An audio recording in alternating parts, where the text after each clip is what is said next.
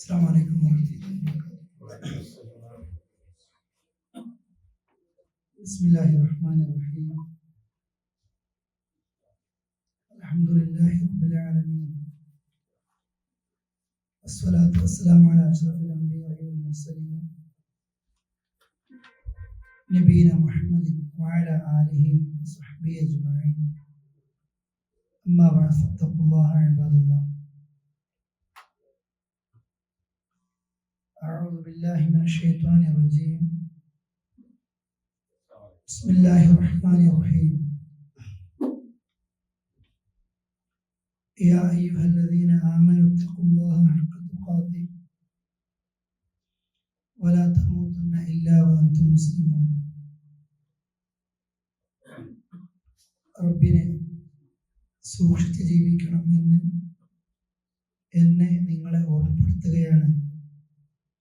അല്ലാഹു തആല അനുഗ്രഹിക്കുമാറാകട്ടെ.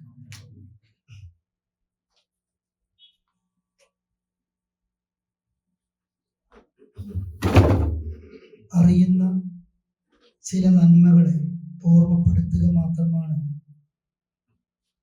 ഈ ക്ലാസ്സിലൂടെ ഞാൻ ഉദ്ദേശിക്കുന്നത്. നന്നായി പ്രവർത്തിക്കുന്നവരുണ്ട്, പ്രവർത്തിക്കുന്നത് അമലുകൾ യാന്ത്രികമായി സംഭവിച്ചു പോകുന്നതുണ്ട്. ചില നന്മകളുടെയൊക്കെ മഹത്വം അതറിയാതെ അതങ്ങനെ ചെയ്തു പോവുകയാണ്. പക്ഷെ എനിക്കതുകൊണ്ട് പടച്ചോൻ തരുന്ന കൂലി നമ്മൾ മറന്നു പോകുന്നുണ്ട്. അതുകൊണ്ട് തന്നെയാണ് ഇഖ്ലാസ് പല അമലുകളിലും നമ്മൾക്ക് കിട്ടാത്തത്. ഞാൻ ഇന്നത് ചെയ്താൽ എനിക്കിന്നത് കിട്ടാനുണ്ട് എന്ന് അറിയുമ്പോൾ അത് എത്ര ആത്മാർത്ഥമായിട്ട് നമുക്ക് ചെയ്യാൻ പറ്റും. ഒന്ന് പ്രാർത്ഥന തന്നെ. റസൂലുള്ളാഹി സ്വല്ലല്ലാഹു അലൈഹി വസല്ലം സൂറത്തുൽ ഫുർഖാനിന്റെ അവസാന ആയത്ത് നമ്മെ പഠിപ്പിച്ചത്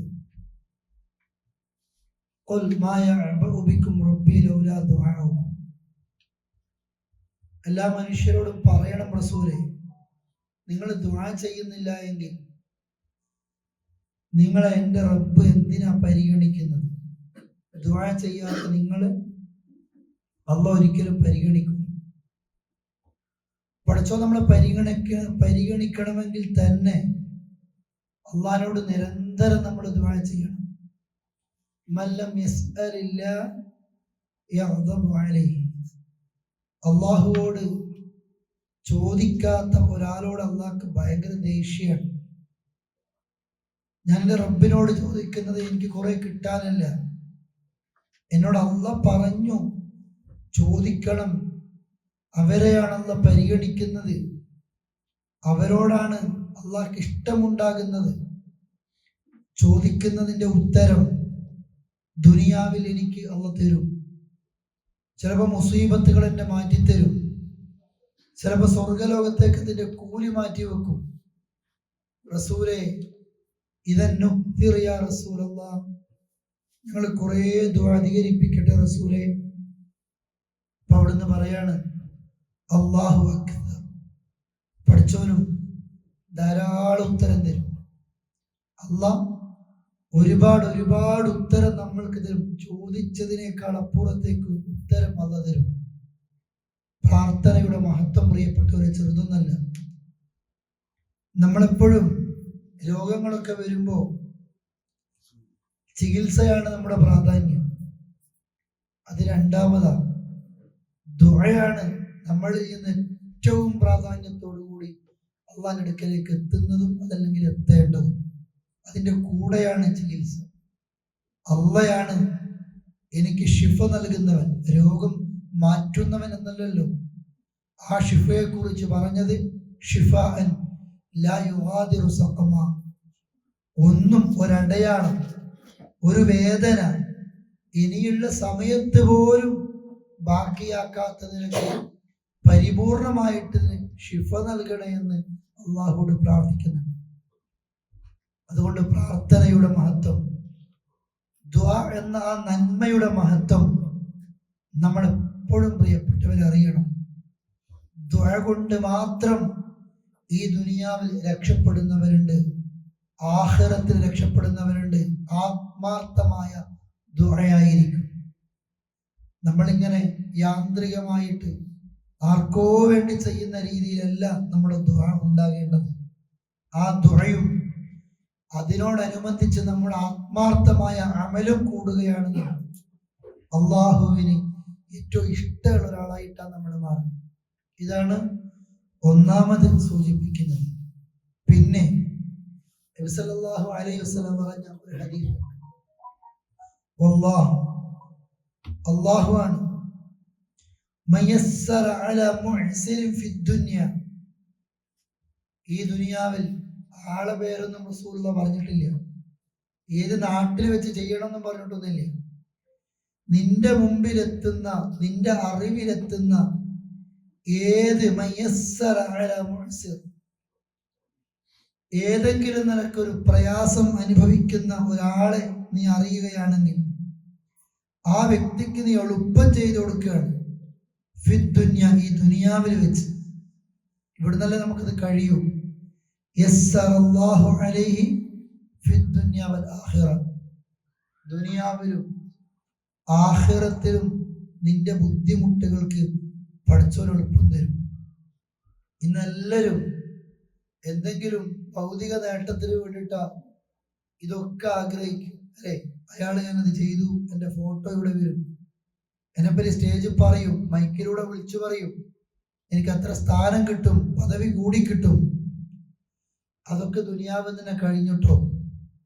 ഉലൈക ലൈസ ലഹും ഫിൽ ആഖിറതി ഇല്ലന്നാർ. കോടിക്കണക്കിന് ഉറുപ്പിക നിങ്ങൾ സംഭാവന ചെയ്താലും, നിങ്ങളുടെ സമയം എത്ര വേറൊരാൾക്ക് വേണ്ടി നീക്കി വെച്ച് കഴിഞ്ഞാലും, അള്ളാഹ്ക്ക് വേണ്ടി ചെയ്യുന്ന ആ വിഷയത്തിൽ ആളുകളൊക്കെ ഒന്ന് അറിയട്ടെ എന്ന് കരുതിയിട്ടാണ് നിങ്ങൾ ചെയ്യുന്നതെങ്കിൽ അള്ളാഹു അത് നിങ്ങൾക്ക് ദുനിയാവിൽ തരും, അറിയിക്കും, പ്രശസ്തി കിട്ടും. ഉലൈക, ഈ വിഭാഗം ആളുകൾ, ലൈസ ലഹും ഫിൽ ആഖിറതി ഇല്ലന്നാർ, നരകമല്ലാത്ത വേറൊന്നും അത്തരം ആളുകൾക്കില്ല. നന്മ ചെയ്യാത്തവർക്കല്ല, നന്മ ചെയ്ത ആളുകൾക്ക്. അതുകൊണ്ട് ഒരാളെ സഹായിക്കുമ്പോൾ നാളെ അയാളെ തന്നെ എടുത്തു കാണിക്കാൻ വേണ്ടിയിട്ടോ, വേറെ ആൾക്കാരോടൊക്കെ ഞങ്ങളാണിത് ചെയ്തത്, നമ്മളെ സെന്റർ, നമ്മളെ സംഘടന, ഞങ്ങളെ ടീം, ഞങ്ങളെ ഫ്രണ്ട്സ്, പിന്നെ ആ വിഭാഗത്തിൽ ഞങ്ങളെ കുടുംബക്കാര്, അല്ലേ? ആ പള്ളിയിലേക്ക് ആ AC ഞങ്ങളെ കുടുംബക്കാര്, ഞങ്ങളെ ഏട്ടനനിയന്മാര്, ഞങ്ങളുടെ ടീമാണ്, ഞങ്ങളുടെ സംഘമാണ്, എൻ്റെ കമ്പനിയാണ്, എൻ്റെ ഷോപ്പാണ്. ഇതൊക്കെ വലിയ പുണ്യം കിട്ടുന്ന കാര്യമായിരുന്നു. പക്ഷെ നീ കൊളാക്കി. അള്ളാഹു, നീ കുടുങ്ങിപ്പോകുന്ന പല സന്ദർഭങ്ങളുണ്ട്. ഒരു മനുഷ്യനിക്കും നിന്നെ രക്ഷിക്കാൻ പറ്റാത്ത സന്ദർഭങ്ങളുണ്ട്. അവിടെ നിന്നെ സഹായിക്കാൻ, അല്ലെ, അള്ളാഹ് നിനക്ക് എളുപ്പം തരും കേട്ടോ. നീ കുടുങ്ങി എന്ന് വിചാരിച്ചതാ, നീ മരിച്ചു എന്ന് വിചാരിച്ചതാ, നീ തളരുന്നൊരു രംഗമുണ്ട്. ഒരു മനുഷ്യർക്കും നിന്റെ കൈ പിടിക്കാൻ പറ്റാത്ത നേരം അള്ളാഹ് സഹായിക്കുമെന്നത് റസൂലുള്ളാഹിയുടെ വാക്കാണ്. ഇവിടുന്ന് മാത്രമൊന്നല്ല, ഫിൽ ആഖിറ, പരലോകത്തും പഠിച്ചു നമ്മളെ സഹായിക്കും, എളുപ്പം തരും. മഹ്ശറിൽ ചോദ്യം ചെയ്യപ്പെടുമ്പോൾ, അല്ലെ, ഭയാനകമായ അവസ്ഥയുണ്ട്.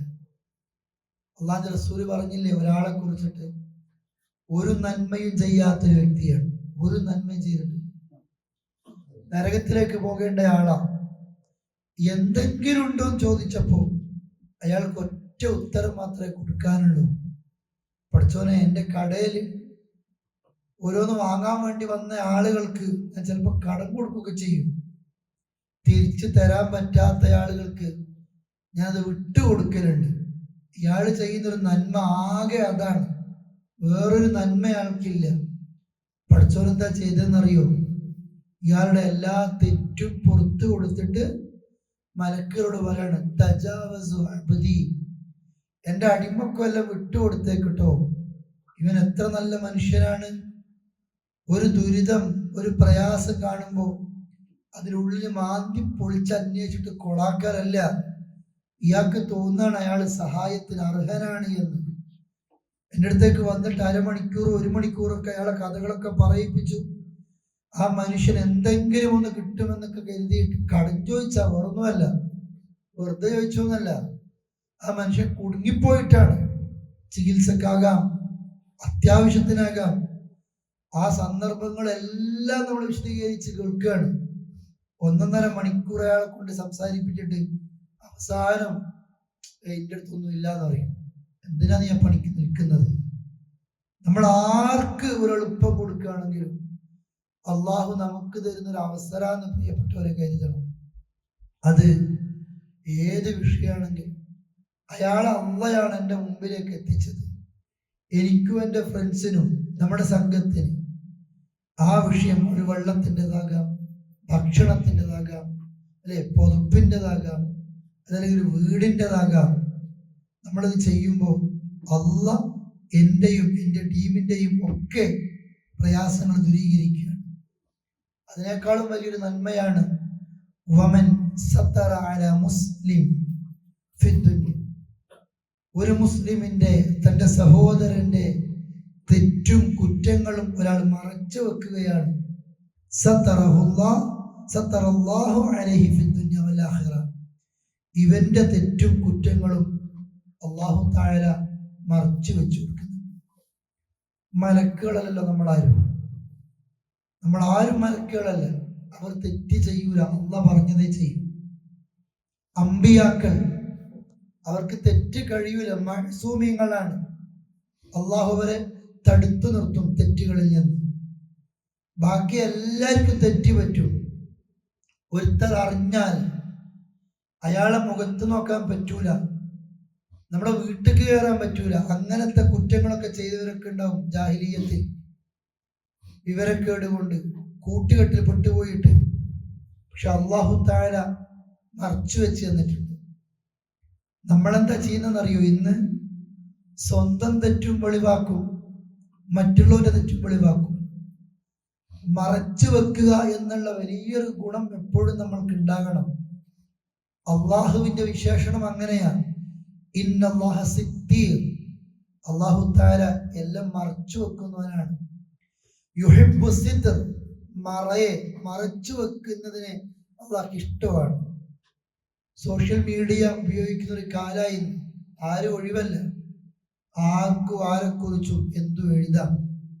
പണ്ട് എഴുതണം ലേഖനങ്ങൾ, എഡിറ്റോറിയൽ ബോർഡൊക്കെ പരിശോധിച്ചിട്ടാ ഒരാൾക്ക് എഴുതാൻ പറ്റിയ. പണ്ട് പറയലുണ്ട്, മലയാളത്തിലൊന്നും ഒന്നും എഴുതാൻ പറ്റൂല, ഒരു പത്രത്തിൽ ഒരു കുറിപ്പ് പോലും കൊടുക്കാൻ പറ്റൂല. കൊടുത്താൽ അവര് തീരുമാനിക്കും ഈ പബ്ലിസിറ്റി ചെയ്യണോ വേണ്ടെന്നൊക്കെ ഉള്ളത്. ഇന്ന് അങ്ങനെയല്ല. ഇന്ന് എൻ്റെ പേജിൽ എഴുതൂന്ന് പറയും ഫേസ്ബുക്ക് നമ്മളോട്, റൈറ്റ് സംതിങ്, കുറച്ചെന്തെങ്കിലും എഴുത്, അല്ലേ, അടുത്ത എന്താ ഉള്ളത് നിനക്ക് എഴുതാൻ. ആരെ കുറിച്ചും എഴുതാം. നമ്മൾ കണ്ടതൊക്കെ, ചിലതൊക്കെ മനുഷ്യരിൽ സംഭവിച്ച തെറ്റന്നെയാണ്. ഓനപ്പുറത്തെ പാർട്ടിക്കാരനായി പോയി, ഓനപ്പുറത്തെ ചേരിയിലായി പോയി. അവന്റെ നാവിന്ന് വന്ന ഒരു കാര്യം നീ കളിയാക്കുന്നുണ്ട്.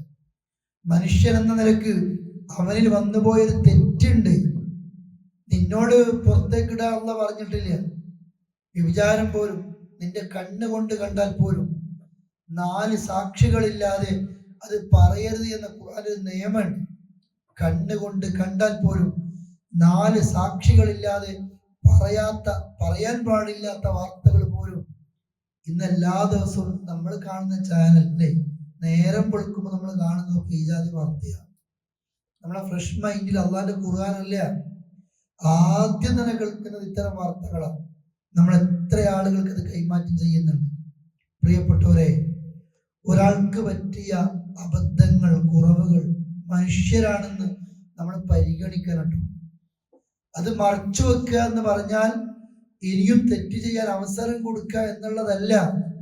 മറിച്ച് ആ വ്യക്തിയോട് സ്വകാര്യമായിട്ട് പോയി പറയണം, ഇന്നത് അറിഞ്ഞിട്ടുണ്ട്, സംഭവിച്ചിട്ടുണ്ട്, ഉറപ്പിക്കണം, തിരക്കൂട്ടരുത്, അല്ലേ, ഇന്നത് സത്യമാണോ, അതാണെങ്കിൽ ശരിയല്ലല്ലോ, മാന്യമായിട്ട് അയാളെ ഉപദേശിച്ചുകൊണ്ട് നല്ലതിലേക്ക് അയാളെ എത്തിക്കുക.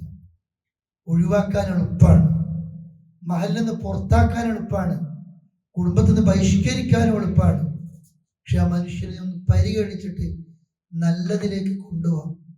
അങ്ങനെയാകുമ്പോൾ സത്തറല്ലാഹു അലൈഹി ഫിദ്ദുനിയ വൽ ആഖിറ. നിന്റെ കുറ്റവും കുറവൊക്കെ അള്ളാഹ് മറച്ചു വെക്കുക. ഈ ഹദീസിന് ഒരു മറുവശം കൂടി ഉണ്ട് കേട്ടോ. ആ ഹദീസിൽ ഇതിന്റെ ഗൗരവം പറഞ്ഞ എത്രയാണെന്നറിയോ? യാ മഅ്ശർ മൻ അസ്ലമ ബിലിസാനി, കേവലം നാവ് കൊണ്ട് മാത്രം മുസ്ലിമായവരെ, വലം യുഖ്ദിൽ ഈമാനു ഇലാ ഖൽബി, ഖൽബിലേക്ക് ഈമാൻ ഇറങ്ങാത്തവരെ. ഇനി പറയാൻ പോകുന്നൊരു തെറ്റ് അവരെ കുറിച്ച് വിശേഷിപ്പിച്ചെന്നറിയോ? കേവലം നാവിനെ കൊണ്ടുള്ളൊരു മുസ്ലിമാ നീ, നിന്റെ ഖൽബിൽ ഈമാൻ എത്തിയിട്ടെന്നില്ല. കാരണം നീ ചെയ്യുന്ന തെറ്റ് അങ്ങനെയാണ്. എന്നിട്ട് പറയാണ്, നിങ്ങളെ മുസ്ലിമീങ്ങളെ കുറിച്ച്, വിശ്വാസികളെ കുറിച്ച് ഗീബത്ത് പറഞ്ഞു നടക്കരുത്, അല്ലേ? ഒരാൾക്ക് പറ്റിയ തെറ്റുകളുടെ പിന്നാലെ നിങ്ങൾ പോകരുത്. ഒരുത്തനോട് പറ്റിപ്പോയി, ഏത് തെറ്റുമാകാം, മനുഷ്യനെ പറ്റിപ്പോകും. അതിന്റെ ബാക്കിൽ തന്നെ നിങ്ങൾ, ഒരാളെ ബാക്കിൽ തന്നെ കൂടുകയാണ് നിങ്ങൾ, ആണും പെണ്ണുമല്ല. അങ്ങനെ നിങ്ങൾ ചെയ്താൽ നമ്മൾ വേറൊരാളെ ബാക്കിൽ കൂടുമ്പോ എന്റെ ബാക്കിൽ അള്ളാഹ് കൂടുന്നുണ്ട്.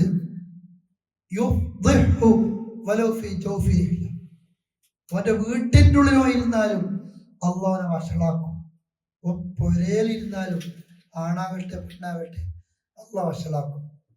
നേരെ മറിച്ച് നമ്മൾ മറച്ചു വെക്കുന്ന സ്വഭാവം നമ്മൾക്കുള്ളതെങ്കിൽ എല്ലാം വിളിച്ചു പറയാണ്, എല്ലാ വിവരവും ആദ്യം ഞാൻ എത്തിക്കണം. നിനക്കെന്താ നിന്നെ അള്ളാഹ് ഏൽപ്പിച്ചിട്ടില്ല, ഓനത് ചെയ്തു, ഇവളത് ചെയ്തു, അല്ലേ? എല്ലാ വിവരവും അറിയണം എന്നുള്ളതാണ്. പ്രിയപ്പെട്ടവരെ, പഠിച്ചോ നമ്മളെ ഏൽപ്പിച്ചത് പറഞ്ഞാൽ മതി. നിന്നെ ഏൽപ്പിച്ചിട്ടില്ല ഒരുത്തന്റെ ബാക്കിൽ തന്നെ പോകാൻ. നിന്നെ അള്ള ഏൽപ്പിച്ചിട്ടില്ല, പോയാൽ നിന്റെ ബാക്കിൽ അള്ളയുണ്ട്. അള്ള പിടിക്കും, നിന്നെ പഠിച്ചോ പിടിക്കും.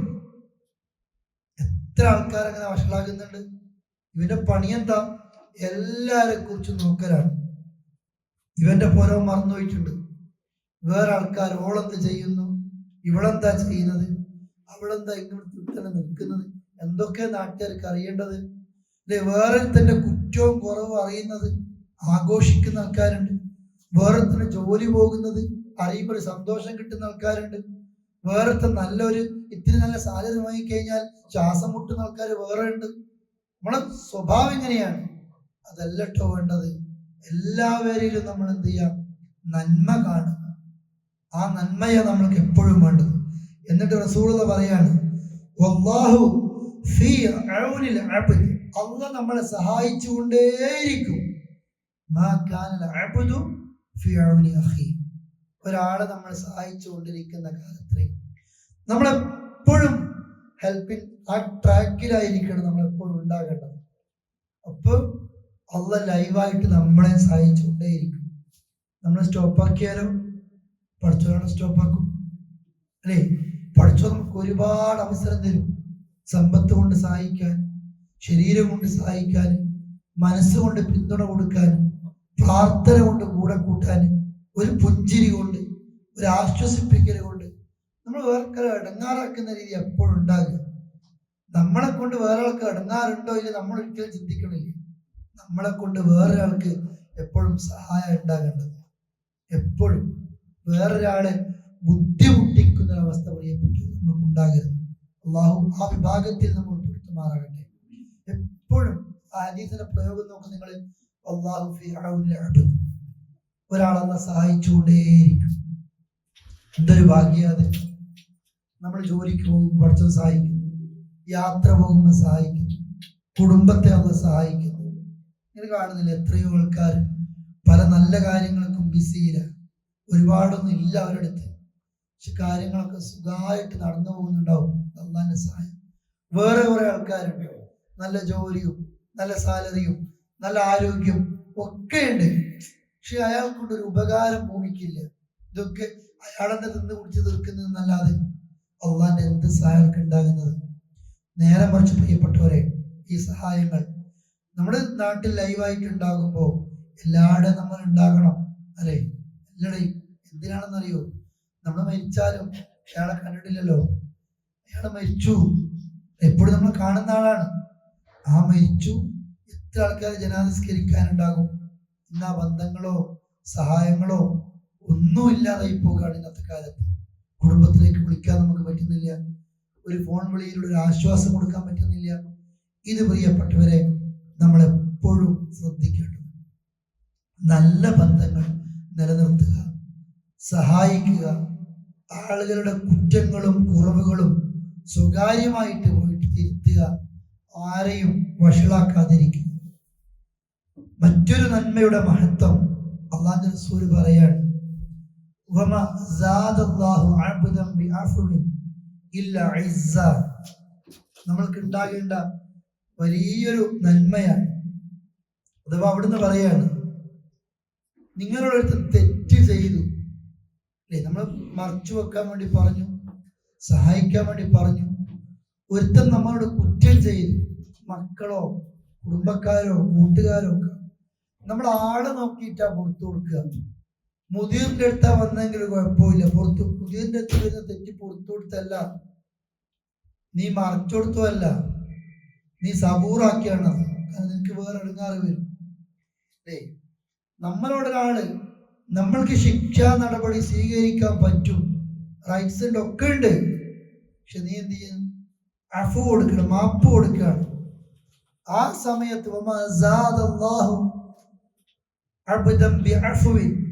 ഒരടിമ ഒരാൾക്ക് മാപ്പ് കൊടുക്കുമ്പോ പഠിച്ചോൻ അയാൾക്ക് അധികം കൊടുക്കാതിരിക്കുന്നില്ല. ഇല്ല ഇസ്സ, നമ്മുടെ ഇസ്സത്ത് നാട്ടിലിങ്ങനെ ഉയരും, ദുനിയാവിലുണ്ടാവും, ആഖിറത്തിലുണ്ടാവും. നമ്മളോട് ആൾക്കാർ പറയും, ഓന്റെ മുമ്പ് തോറ്റു കൊടുക്കരുത് കേട്ടോ. ഭാര്യന്റെ മുമ്പിൽ ഓട് വന്ന് മാപ്പ് പറയട്ടെ, ഭർത്താവ് അയാൾ ഇങ്ങോട്ട് വരട്ടെ, കാണിച്ചു കൊടുക്കേണ്ട വില എത്രയാ അല്ലേ. കൂട്ടുകാര് എത്രയായി ഇടങ്ങാറായിട്ട് നടക്കാം, മിണ്ടാതെ, തെറ്റു പുറത്തു കൊടുക്കാതെ. നിന്റെ അടുത്ത് 100% ശരിയാണ്, അപ്പുറത്ത് 100% തെറ്റുമാണ്, എന്നിട്ടാ മാപ്പ് കൊടുക്കാൻ വേണ്ടി പറഞ്ഞു. നമ്മൾ അങ്ങനെയോ അല്ല, നമ്മളെടുത്ത 60% തെറ്റ്, അല്ലെ നമ്മളെടുത്ത 80% തെറ്റ്, എന്നാൽ ഓം മാപ്പ് പറയണം. കാരണം ഓം പെണ്ണിന്റെ കുടുംബക്കാരാണ്, അല്ലെങ്കിൽ അമ്മോശം ഇങ്ങോട്ട് പുതിയ അടുത്ത് വരണം. നമ്മൾ അങ്ങോട്ട് പോയി മാപ്പൊന്നും പറയൂല അല്ലേ. അവൻ എൻ്റെ അടുത്ത് വരട്ടെ, ഞാനാ ഇവിടുത്തെ വലിയ ആള്, ഞാനാ ഇതിനൊക്കെ നിയന്ത്രിക്കുന്നത്, എൻ്റെ അടുത്ത് ഇങ്ങോട്ട് വരണം, ഞാൻ ആ വീട്ടിലേക്കൊന്നും പോകുന്നില്ല, വേണം ഇങ്ങോട്ട് വരട്ടെ. ഇതൊക്കെ എവിടെയാ ചെന്നാൽ ഈ വാശിക്ക് ആണും പെണ്ണും എല്ലാവരും കണക്കാ വിഷയത്തിൽ. നമ്മളടുത്ത് ഫുൾ ശരിയാണെങ്കിൽ പോലും മാപ്പ് കൊടുത്തേക്ക്. ആ മാപ്പ് കൊടുക്കുന്നത് കൊണ്ട് ഓനെക്കാട്ട് ഉപകാരം, ഓളെക്കാട്ട് ഉപകാരം നിനക്കാണ്, നിന്റെ ഇസ്സത്ത് അല്ലേ. പിന്നെ മനുഷ്യൻ നിന്നെ കാണുമ്പോൾ എന്താ വിചാരിക്കുന്നല്ലേ, ഞാൻ അയാളോട് തെറ്റ് ചെയ്തിട്ടും അയാൾ എനിക്ക് വിട്ട് തന്നു, മാപ്പ് തന്നു, എൻ്റെ അടുത്തൊക്കെ ചിലപ്പോൾ സോറിയൊക്കെ പറയുന്നു, എൻ്റെ അടുത്ത് ഇങ്ങോട്ടേക്ക് വന്ന് മിണ്ടുന്നു. അയാൾ ഒരിക്കലും എൻ്റെ അടുത്തേക്കൊന്നും വരേണ്ട ആളല്ല, ആ അമ്മായിക്ക് ഇങ്ങോട്ട് വരേണ്ട ആളല്ല. പക്ഷെ എന്നിട്ടും എന്തൊരു നല്ല മനുഷ്യന്മാരാണ് അല്ലേ. പിന്നെ എപ്പോഴെങ്കിലും അയാൾക്ക് നിങ്ങളെ മറക്കാൻ പറ്റുമോ? നമ്മുടെ ദുർവാശിയും കൊണ്ട്, വാശി കൊണ്ടിട്ട് ആരും ജയിക്കുന്നുണ്ടോ? എന്നിട്ട് അതിലൊരാൾ മരിച്ചു പോകും അല്ലെ. മരിച്ച വ്യക്തി അതിനു മുമ്പ് ആഗ്രഹിച്ച ഒന്നും ഉണ്ടാക്കാൻ കഴിഞ്ഞിട്ടില്ല. ജീവിച്ചിരിക്കുന്ന വ്യക്തി നാളെയൊക്കെ വിചാരിച്ച മരിച്ചുപോയി, ഇനി എന്ത് ചെയ്തിട്ടെന്താ? ആ കബറും പുറത്തു പോയിട്ട് കുറെ കണ്ണീര് ഒളിപ്പിച്ചിട്ടെന്താ? അയാൾ ആഗ്രഹിച്ചിരുന്നു നിന്റെ ഒരു സംസാരം, നിന്റെ ഒരു ഫോൺ വിളി, അയാൾ ജീവിച്ചിരിക്കും. രോഗിയായിട്ട് ദിവസങ്ങളോളം മാസങ്ങളോളം കിടന്നപ്പോ അയാൾ നിന്നെ തേടി ആളെ വിട്ടിട്ടുണ്ടായിരുന്നു, ഒന്ന് സംസാരിച്ചിട്ട് ഒന്ന് പ്രയാസങ്ങളൊക്കെ തീർത്ത് മരിക്കാൻ വേണ്ടിയിട്ട്. അത് നിനക്ക് വാശിയ. നീ ജീവനോടെ ഉമ്മാനെ ഉപ്പാനെ ആങ്ങളെ പെങ്ങളെ കുടുംബക്കാര് കൂട്ടുകാര് ഒന്നിച്ച് കളിച്ച് നടന്നവരും ഒന്നിച്ച് ഒരേ കമ്പനിയിൽ ജോലി ചെയ്തവരും വേണ്ടിയിട്ടില്ല. എന്നിട്ട് നീ മരിച്ചപ്പോ അയാളെ കുറിച്ച് അത് ചെയ്തു. മരിച്ചപ്പോ അയാൾ വീരനാണ്, ശൂരനാണ്, നല്ല മനുഷ്യനാണ്. എന്ത് നല്ല മനുഷ്യൻ! പ്രിയപ്പെട്ടവരെ, വിട്ടുകൊടുക്കുക, പുറത്തു കൊടുക്കുക, മാപ്പ് കൊടുക്കുക എന്നുള്ളത് ഖുർആൻ നമ്മളോട് ചോദിക്കുന്നുണ്ട്. അലാ തുഹിബ്ബൂൻ, നിങ്ങൾ ഇഷ്ടപ്പെടുന്നില്ലേ മനുഷ്യന്മാരെ? പഠിച്ചു നിങ്ങൾക്ക് പൂർത്തിയാട്ടെ. വലിയ മുജാഹിദാണ്, വലിയ സലഫി എന്നൊക്കെ പറയും, വലിയ ആദർശത്തിന്റെ ആള്, ഖുർആൻ ക്ലാസിന്റെ ആള്, പള്ളിയിൽ ഒന്നാമത് സഫിലിരിക്കുന്ന ആള്, സ്വന്തം അനിയനോട്ട് നമ്മൾ മിണ്ടണില്ല, ആങ്ങളെ മങ്ങളെ മിണ്ടണില്ല. ഒരു സെന്റ് സ്ഥലത്ത് 1/2 സെന്റ് ഒരു അളവിന്റെ കോലിന്റെ പേരില പ്രശ്നങ്ങളൊക്കെ ഉണ്ടാകുന്നത്. ഒരു വിട്ടുവീഴ്ച ആ വിഷയത്തിലില്ല, ബാക്കി എല്ലാത്തിനും ഉഷാറ്. എത്രയോ ആൾക്കാർ അങ്ങനെയുണ്ട്. ഒരു വിട്ടുവീഴ്ചക്കും തയ്യാറാകാത്ത ആളുകൾ മഹലിലെത്തുമ്പോൾ ഇസ്ലാഹി സെന്ററിൽ നിന്നൊക്കെ പോയി ജാലിയത്തിൽ നിന്നൊക്കെ പോയി സ്വന്തം വീട്ടിലെത്തുമ്പോൾ ഈ പഠിച്ച ആദർശത്തോടും ദീനിനോടും ഒരു കൂടും കാണിക്കാത്ത പഠിച്ചോ നിനക്ക് പൂർത്തിയാൻ ഇഷ്ടപ്പെടുന്നില്ലേ, നിനക്ക് എന്താ ആൾക്കാർക്കൊന്ന് പുറത്തു കൊടുത്താൽ നീയും മനുഷ്യനാണ് അവരും മനുഷ്യനാണ്. നാളെ ആളെ ഖബറിലെത്തിയിട്ട് കരഞ്ഞിട്ട് കാര്യമില്ല. നിന്റെ മയ്യത്തൊരു പക്ഷെ ചുമക്കുന്ന ആള് അവരായിരിക്കും. നീ വാശി പിടിക്കണ്ട, ബ്ലഡ് തരാൻ അവരാ ഉണ്ടാകുക ചിലപ്പോൾ, അല്ലെ നിനക്ക് വേണ്ടി എടുത്തോടാൻ അവരാ ഉണ്ടാകുക. ഇത് എല്ലാവരും പിടിക്കും. നിങ്ങൾ ചെയ്യുന്നു എന്നുള്ളതല്ല, ചെയ്യുന്ന ഒരുപാട് ആൾക്കാരുണ്ട്. നമ്മളങ്ങനെ ആകരുത്. നമ്മുടെ കൂട്ടുകാര് അങ്ങനെ ഉണ്ടെങ്കിൽ പറഞ്ഞു കൊടുക്കുക. ഇതൊക്കെ തീരുന്നതാണ്, അല്ലെ അല്ലാഹു തആല ഇസ്സത്ത് വർദ്ധിപ്പിക്കാതിരിക്കൂല ഇത്തരം ഏത് നിലക്കാണെങ്കിലും. അതോടൊപ്പം ചേർത്ത് റസൂൽ പറയുന്നുണ്ട്, വലിയൊരു മഹത്വമുള്ള വിഷയമാണ് അള്ളാഹുവിന്റെ അർശുമായി ബന്ധിക്കപ്പെട്ടതാണ് കുടുംബബന്ധം. അതൊരാൾ ചർത്തിയാൽ അള്ളാഹ് എപ്പോഴും അയാളെ സഹായിക്കും, അള്ളാഹു അയാളെ പരിഗണിക്കും. ആരെന്നറിയോ? കുടുംബത്തെ പരിഗണിക്കുന്ന ആൾക്കാർ. എന്താ കുടുംബബന്ധം മുറിക്കുന്ന ആൾക്കാരെ അള്ളാഹും വേണ്ട പഠിച്ചോനും മുറിക്കും. നമ്മളെപ്പോഴും ബന്ധം ചാർത്തുന്നവരാകണം. കണ്ട് സംസാരിക്കാൻ വരെ കഴിയുന്ന ഒരു ലോകത്ത് നമ്മൾ ജീവിക്കുന്നു. അല്ലെ കുടുംബത്തെ എല്ലാവരെയും ഒരേ സമയത്ത് ഒരു ഗ്രൂപ്പ് കോൾ നമുക്ക് ചെയ്യാൻ പറ്റും. എല്ലാവരെയും കാണാൻ അല്ലെ ഒരു കുടുംബ സംഗമം വെക്കേണ്ട ആവശ്യമൊന്നുമില്ല. ഈ ആഴ്ചയിൽ ഞാൻ ഇത്ര ആൾക്കാരെ വിളിച്ചിരിക്കും. നമ്മളൊക്കെ പറയും ഗൾഫിലേക്ക് ആരും വിളിക്കുന്നൊന്നും ഒരിക്കലും വിളിച്ചൂടെ, കല്യാണം വരുമ്പോൾ വിളിക്കണ്ടല്ലോ കാശിന് വേണ്ടിയിട്ട്. അതൊക്കെ ശരിയാണ്, നാട്ടിലങ്ങനെ നടപ്പായിപ്പോയി. പക്ഷെ എന്നാലും നമ്മളെന്തിനാ ഒരു കുടുംബം എന്ന ചാർത്തുന്ന അറിയോ? ആ മഹത്വം പഠിപ്പിക്കാനാണ്. എന്നെ പഠിച്ചവൻ എപ്പോഴും പരിഗണിക്കണം, എന്നെ എപ്പോഴും അമ്മ പരിഗണിക്കണം. ഞാൻ ആൾക്കാരെ സഹായിക്കുമ്പോൾ തന്നെ ഞാൻ കുടുംബത്തെ എപ്പോഴും പരിഗണിക്കും. ഞാനത് മുറിക്കൂല.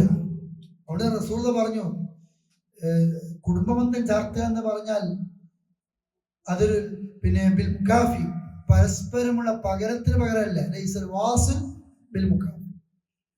കുടുംബബന്ധം ചാർത്തുക എന്ന് പറഞ്ഞാൽ പകരം കൊടുക്കലല്ല.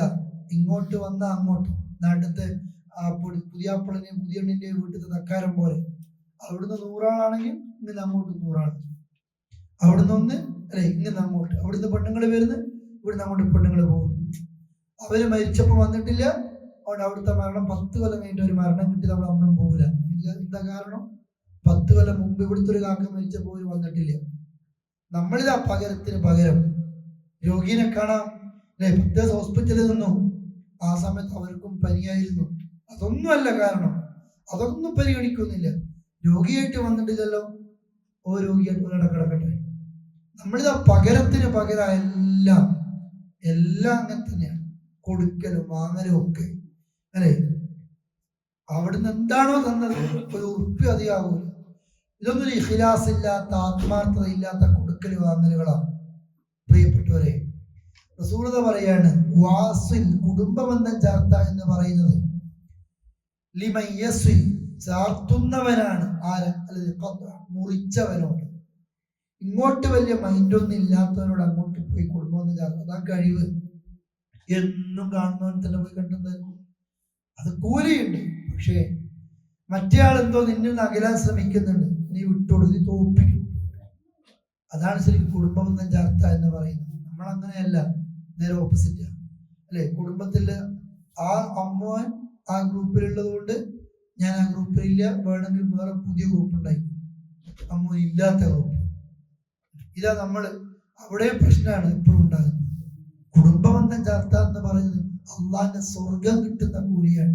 മുറിക്കുക എന്ന് പറയുന്നത് അള്ളാന്റെ ശാപം കിട്ടും. ശപിച്ചിട്ടുണ്ട്. നമ്മളാ ഉപ്പാനെ ഉമ്മാനെ തെറ്റിച്ചതെങ്കിൽ, നമ്മളാ ജ്യേഷ്ഠനഞ്ഞനെ തെറ്റിച്ചതെങ്കിൽ, ആങ്ങളെ പെങ്ങള ഭാര്യ ഭർത്താക്കന്മാരെ കൂട്ടുകാരെ തെറ്റിച്ചതെങ്കിൽ, ഇതൊക്കെ നമ്മൾ ചെയ്യുന്നുണ്ട്. ആ ബന്ധം മുറിക്കുക. അത് മാതാപിതാക്കളും കുടുംബക്കാണെങ്കിലോ റസൂൽ പറയുന്നത് ദുനിയാവ് തന്നെ തരും. ആഖിറത്തിൽ വേറെ തരും ശിക്ഷ. അതുകൊണ്ട് സഹോദരങ്ങളെ, അള്ളാഹുവിന്റെ അടുത്ത് ഏറ്റവും മഹത്വം കിട്ടുന്ന നന്മയാണ് കുടുംബബന്ധം ചാർത്ത എന്നുള്ളത്. അതും നമ്മൾ ശ്രദ്ധിക്കും. ഇതേപോലെ പള്ളിയിലേക്ക് പോകുന്നത് അവസാനത്തെ സമയത്താണ് നമ്മൾ പലപ്പോഴും. എന്തുകൊണ്ടാണെന്നറിയോ? പോയി കഴിയുമ്പോ എന്താ കിട്ടിയതല്ലേ? പള്ളിയിൽ നിസ്കാരത്തിന് കുറച്ച് മുമ്പെത്തിയ അല്ലാഹുവിന്റെ റസൂൽ പറഞ്ഞില്ലേ, ഒരാൾ രാവിലെ പള്ളിയിൽ പോകുന്നവരെ വൈകുന്നേരം പോകുന്നു, ഏത് സമയത്ത് പോകുകയാണെങ്കിലും ശരി, നമ്മളൊരു പള്ളിയിൽ പോക്കിന് പഠിച്ചതെന്ന് മഹത്വം എന്താണെന്നറിയോ? കൂലി എന്താണെന്നറിയോ? ഇയാൾക്ക് സ്വർഗത്തിൽ അള്ളാഹു ഒരു വിരുന്ന് ഒരുക്കി വെച്ചിട്ടുണ്ട്. ശരിക്കും നമ്മൾ ആത്മാർത്ഥമായിട്ട് ആ പള്ളിയിൽ പോയതെങ്കിൽ വെറുതെ ചടങ്ങ് നിൽക്കാൻ പോയതല്ലോ. നമ്മൾക്ക് അള്ളാഹു താല ഒരു പടച്ചോൻ സ്വർഗത്തിൽ, നിങ്ങൾ നോക്കിയേ, ഇവിടുത്തെ വലിയൊരു സ്റ്റാർ ഹോട്ടൽ നമ്മളെ കമ്പനിയൊക്കെ പാർട്ടി ഉണ്ട് അല്ലേ? നമ്മളാ സന്തോഷം എത്ര ആൾക്കാരോട് പങ്കുവെക്കും. ആ സന്തോഷാണ് പോകുന്നതിന്റെ മുമ്പ് തന്നെ ആ സന്തോഷം നമ്മൾ സ്റ്റാറ്റസിൽ ഇങ്ങനെ പ്രകടിപ്പിക്കും അല്ലേ? എല്ലാ വീഡിയോസ് ഉണ്ടാകും. ഓരോന്നും നാട്ടിൽ പോകുമ്പോൾ പാസ്പോർട്ടിനുള്ളിൽ 2 പിന്നെ ബോർഡിംഗ് പാസ് ഒക്കെ വെച്ചുള്ള ഫോട്ടോസ് ഒക്കെ വെക്കലില്ലേ? ആ സന്തോഷം കൊണ്ട് ആ എത്തുന്ന ഇത് അള്ളാഹ് ഒരുക്കി വെച്ച് കാത്തു നിൽക്കുകയാണ്. അള്ളാന്റെ പള്ളിയിലേക്ക് പോകുമ്പോ സ്വർഗത്തിൽ പഠിച്ചൊരു വിരുന്നാണ്. അള്ളാഹ് നിനക്ക് ഒരുക്കി കഴിഞ്ഞു. നീ എപ്പോ രാവിലെയും വൈകുന്നേരം പോകുകയാണെങ്കിലും. എന്നിട്ട് റസൂൽ പറയാ, ഒരുത്തൻ നിസ്കാരത്തിന്റെ സെയിം കൂലിയിലായിരിക്കും. പള്ളി കയറിയിട്ട് നിസ്കാരം കാത്തു നിൽക്കുന്ന അത്രയും നേരം ഒരു ചൊറിച്ചലും വേണ്ട. ഇമാം 5 മിനിറ്റ് വൈകിപ്പോയാൽ ടെൻഷൻ വേണ്ട.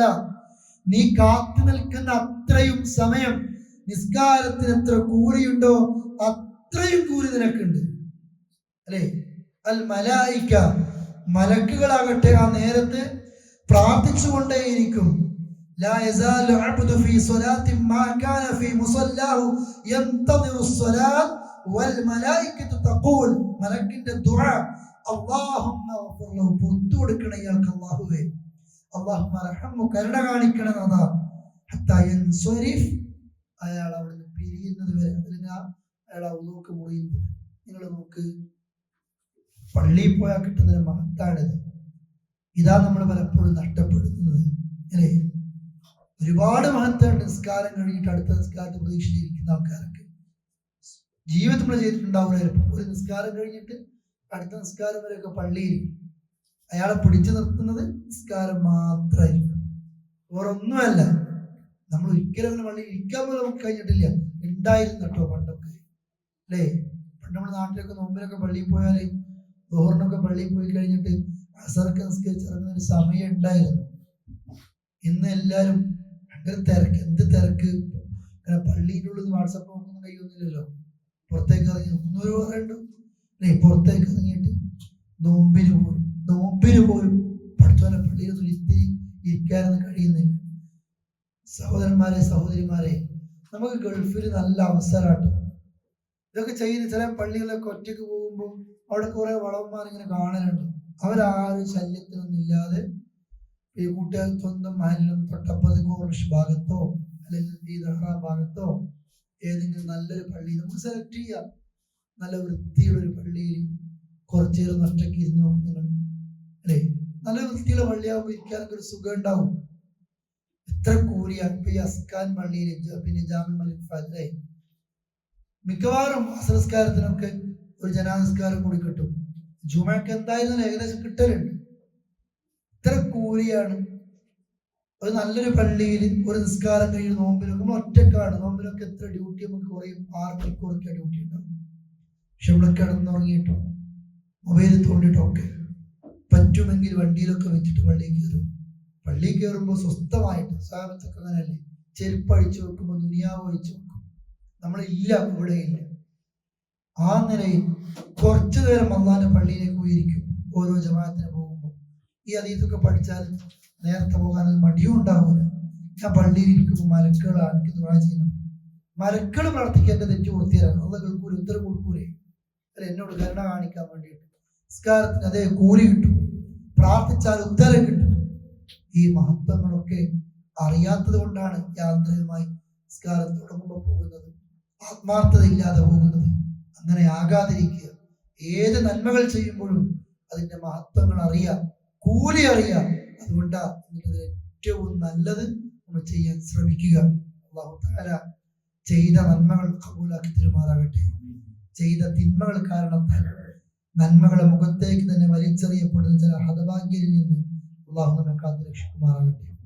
രോഗങ്ങളെ കൊണ്ട് മറ്റു പ്രയാസങ്ങളെ കൊണ്ട് ബുദ്ധിമുട്ടുന്ന ഒരുപാട് സഹോദരി സഹോദരങ്ങളുണ്ട്. അല്ലാഹു പ്രയാസങ്ങളൊക്കെ എല്ലാവർക്കും ദൂരീകരിച്ചു കൊടുക്കുമാറാകട്ടെ.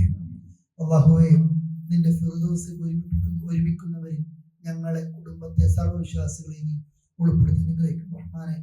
വസല്ലല്ലാഹു അലാ നബിയിന മുഹമ്മദിൻ വഅലാ ആലിഹി വസഹ്ബിഹി അജ്മഈൻ. അസ്സലാമു അലൈക്കും വറഹ്മത്തുള്ളാഹി.